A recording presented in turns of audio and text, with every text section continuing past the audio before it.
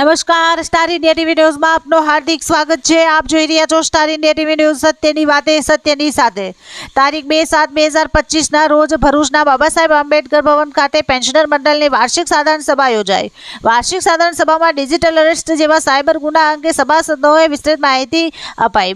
બુધવાર ભરૂચના ડોક્ટર બાબા સાહેબ આંબેડકર ભવન ખાતે ભરૂચ જિલ્લા પેન્શનર મંડળની વાર્ષિક સાધારણ સભામાં ફાઉન્ડર અને એમડી શ્રી અભિષેક મિશ્રા, રિમેન્જિંગ વેનિયર્સ પ્રાલીનાશ્રી મનમોહન કુમાર પાઠક તેમજ અતિથિ વિશેષ જિલ્લા તિજોરી અધિકારી શ્રી જીએન પટેલ, ડિરેક્ટર શ્રી વીરા વેલ્યવાઇઝ પ્રાલીના ભરૂચના શ્રી રમેશભાઈ જે કુમાર જેવા મહાનુભાવોની ઉપસ્થિતિમાં યોજાયો હતો।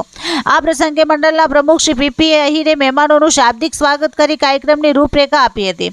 આ તકે મંડળના વાર્ષિક હિસાબો પ્રસ્તુત કરી બહાલી મેળવી હતી અને વર્ષ દરમિયાન થયેલા કામોની વિસ્તૃત માહિતી આપી સંગઠન જાળવવા હાકલ કરી હતી।